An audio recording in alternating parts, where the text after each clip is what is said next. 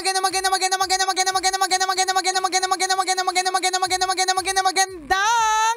tanghali, kumikinang na ulo, Diego Bandido. Magandang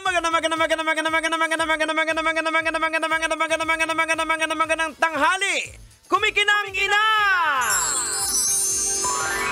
Nicolia.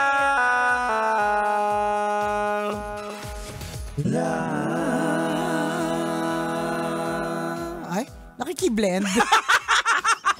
Grabe yung magandang pagbati natin ay ang ating huling pagbati for the year 2024. Thank you very much, Lord. We survived 2024. Yes. Grabe. Grabehan ang plot twist na 2024. Hindi ko po alam kung ako parang feeling ko generally sa pamilya namin, sa akin, sa mga kasamahan ko sa work. Yeah. Ilang kasamahan natin ang namatayan this year, 'di ba? Talagang antindi talaga ng 2024.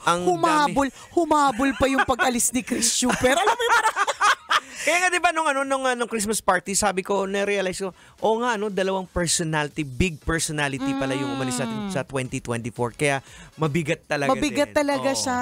But we survived! Of course, 'di ba? And we're still here moving forward. Padayon lang. Yeah. Yun naman po yung mahalaga. At saka katulad nga ng sinabi ko nung the day after natanggap ko yung 20 years na plaque.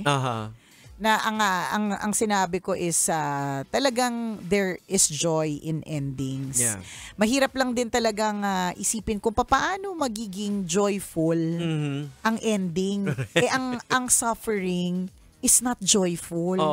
Ang hirap talaga niyan. Pero kapag yun nga, as time goes by and as the days go by, and as you realize later on na may iba palang mga plano, marirealize mo na kung hindi pala natapos ang isang parting ito ng buhay ko, hindi pala magbibigay daan sa isang panibagong kemerut ng buhay ko. Bagong excitement correct, siya. Ano man yun, yun yung pwedeng yun yung pwedeng magpa-excite sa'yo na okay, sige, bagong break ka. Masakit. Masaklap. Nagmahal ka lang naman. Diba? Ang syrup niya, diba? Oo, kasi alam mo na. Diba? Gusto mo lang naman siyang ibigin. Pinapangarap mo siyang mahalin na matagal na panahon. Tapos nag-break kayo. Diba? Paano magkakaroong joy in ending that beautiful relationship? Correct. Diba? Pero, ang kagandahan nga dun, yung excitement na, okay, so kung may ending, may panibago. May panibago. May panibago kang titikman! Charot! So, yun yung iluluck after natin, di ba? Ano yung panibagong yun? Di ba? Ano yung nakaka-excite doon? Di ba? Yun yung mga mag-a-unlock sa mga bagay-bagay na hindi mo pa na-discover sa sarili mo. Actually, ang na-unlock mo na ngayon, kunyari, bagong break ka, tapos you continue to survive, na-unlock mo yung strength. Di ba? Correct. Di ba? Kakayahan, unlock. Di ba? Na-reveal mo sa sarili mo na, kaya ko pala. Akala ko hindi ko kakayanin, pero kakayanin ko pala. Correct. Parang video games lang yan. Pag naglalaro ka, yung mga Dota, actually hindi ako nagpe-play ng mga ML. Ako din hindi. Pero yung sige na. Family computer, dali na. Family computer. Alam ko naman yun ang reference mo. Dali na, huwag ka na mahiya. Hindi diba naman yung dadaan sa laban, tapos pag makaka-unlock ka ng mga bagong character na mas powerful. Yan. Parang ganun din sa buhay natin. Totoo. Yan. Maraming pagdadaanan. At habang kasi di ba pagka nasa basic ka pa lang na mga stages, yung mga kalaban dyan maliliit lang din.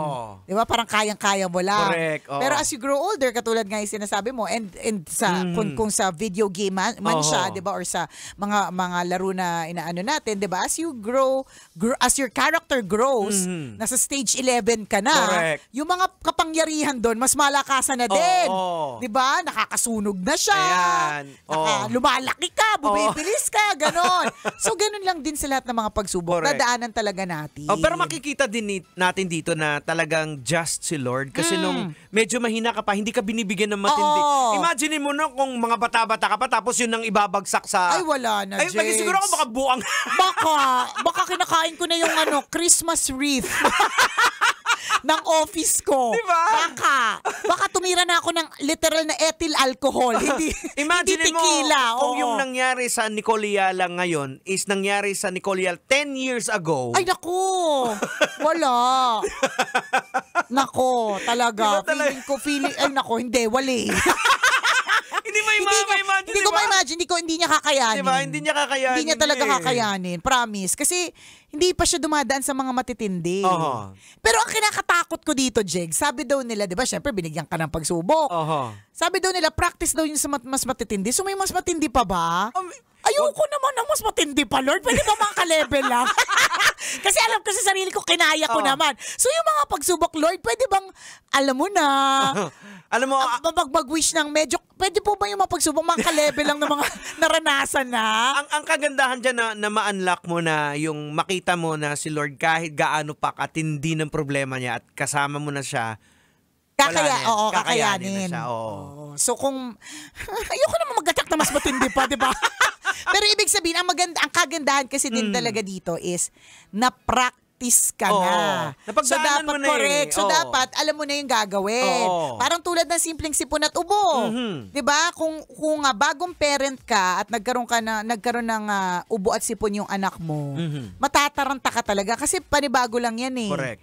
Pero ngayon na, kunyari, 4 na yung anak mo, 5 na yung anak mo, pag meron diyang isang may sipon, alam mo na kagad yung gamot na ibibigay. Akala ko sisip-sipin mo na. Pwede din. Alam mo din, kung effective yung pagsip-sip ng sipon, gagawin mo din. Hindi ka na matataranta. Kasi nga, alam mo na yung gagawin mo. Ganon. Ay, nakakaloka. Ang maganda dito sa ending of a year, is yung excited tayo. Ano kayang mangyayari sa 2025? What's at stake sa 2025? Oo, and nobody knows for sure. Wala namang nakaka-depict ng future sa totoo lang. Nung kunento ko to kay Jegs ng isang beses na nung may nag-share sa atin na listener natin, sabi niya na grabe, tawang-tawa ko dito sa episode ninyo dati. Ikaw, si Chris Chuper, tsaka si Tanghenyo. Ikaw pa yon, si Tanghenyo kasama namin, 'di ba? Ikaw, Chris Chuper, si Tanghenyo. Ang topic ninyo nung August 31, 2018, sabi niya, yung nangyayari sa inyo ngayon. Which was, parang ang topic talaga namin noon was early retirement. Tapos ang tanong ko kay Chuper, will you consider early retirement? Yung sabi ko sa kanya. Tapos, sabi, hindi ko alam kung paano basta ang ending, magpupolitika. Ganon. Hindi naman natin sinabing parang minanifest natin. Hindi naman natin. Wala. Pero wala lang parang, hindi na nga natin maalala until, di ba? May nagkwento. May nagkwento at saka may nag-send nung video. Sabi ko, oo nga, ito yung topic dati. Pero nobody knows the future. During that time, hindi naman na-depict namin yung future or walang may foresight kami. Wala. Ano lang talaga, sadyang topic lang siya na parang sinabi pa nga natin, pagyaman eh. Parang ang bilis na pagyaman, parang gano'n. Parang yun yung, basta yun yung... si Christopher magpupolitika. Parang gano'n. Parang gano'n. Sabi pa nga ni Chuper, parang nagulat na lang ako, 3 na yung palapag ng bahay. So, ganun yung mga topic. Tapos biglang, fast forward 2024, nangyari talaga siya. Diba? So, mga ganun. But nobody knows the future. Walang makakaalam. Chris, hindi niya talaga naisip hindi niya alam. Hindi niya alam. Basta isang araw na inano lang sa kanya na ibigay yung opportunity. Kinuha naman ni Kuya. Yung realization din sa parents niya, yun talagang at play doon pinakamalaking na kailangan niyang bantayan. Diba? Yung mga ganun na wala ding nag-expect. So, nobody knows what's going to happen in 2025. Correct. We are all just hopeful and prayerful na 2025 will be a better year for all of us. Ayan. Basta in order to guard yourself, be mindful lang sa mga desisyon na ginagawa natin. Kasi definitely yun yung magdidetermine sa future mo eh. Yung mga small decisions na kumbaga, yung ginagawa mo ngayon, may ambag yan sa mangyayari sa'yo. For example, nandadaya ka sa trabaho. Dinadaya mo yung oras, dinadaya mo yung work. Basta, alam mo na yun sa sarili mo. Ano yung ginagawa ko dati. Yan. Tinatakasan mo lahat ng mga responsibilidad na dapat gawin mo. Diba? Ano yung pwedeng maging effect nito? Yung decisions like that, na akala mo wala lang. Ano yung pwedeng maging effect? yung supposedly promotion, hindi mabibigay. Tama. Yung supposedly na additional income para sa'yo kasi bibigyan ka ng proyekto, hindi na lang ibibigay. Kasi yun yung mga naging maliliit na desisyon. So, yung mga nangyari sa ating buhay, resulta din ng ating mga desisyon. Yes. May ambag tayo doon. Correct. Kumbaga parang, okay, kaya to nangyari kasi naging ganito din kasi talaga ako. Or nasobrahan si ganito, nakulangan sa ganyan. So, yun yung sinasabi ni Jegs na in 2025, because we don't know what's going to happen, maging mindful lang talaga tayo. Ano yung WWJD? Ay, what would? WWJD. Okay. What would Jesus do? Yan. Diba? Na kung andito ako sa sitwasyon na to, pag si Jesus ba to, anong gagawin niya? Yan. Actually, isa sa mga ginagawa ko palagi yan eh. Pag si Jesus ba, alam ba, sa traffic, pag si Jesus, anong gagawin niya? Hahabulin niya ba? Correct, diba sisigawan niya ba? Diba hindi? Alam natin eh. Alam natin yung basic eh. Or kahit na kunyari, hindi na what would Jesus do eh. Kung katabi mo si Jesus nakatingin up, anong reaction niya? Sasabihin niya, sige, bulin mo. Diba? Sasabihin mo ni Jesus, bulin mo yan, kinat ko eh. Aba kung gano'n na sinabi sa'yo, hindi si Jesus yan. Kapag tayo, iba yun. Diba? Iba na yun. Iba yun. So, nobody knows for sure. So, again, let's just remain hopeful, prayerful, and mindful. No, isang araw nga, meron nga akong na-receive na message. Sabi niya, grabe, totoo pala yung naging prediction. Kasi there was a prediction in this year, 2024, na meron daw tambalan na hindi naman maghihiwalay. Parang something like, merong parang delikado yung buhay. Kasi may matitegi yata na isa, parang ganun. So, ang dami nagtag sa amin ng ganun. Parang, so kami ba talaga to? Di ba? Parang, tinag talaga kami. Tapos ako talagang, initial reaction ko is, I rebuke in the name of Jesus. Nobody knows. Tama. Tapos binalik lang sa akin, parang, minessage ako ng isang listener, tapos sinabi niya, in a way, totoo daw, kasi umalis si Chris, ganyan. Sabi ko, hindi. Sabi ko, hindi ganun. Sabi ko talagang sadyang walang nakakaalam. Yeah. Ang basic dyan mga kabisyo, maski yung US na first world country, hindi na paghandaan yung COVID. Yes. Diba? Oo, wala. Yun yung isang patunay. Patunay yun. Para sa akin, sobrang specific patunay. Yan, pinadapa talaga yung buong mundo. Correct. First world country yan. Dapat handa sila. Hindi din nila mas handa sila kaysa sa mga third world or developing countries.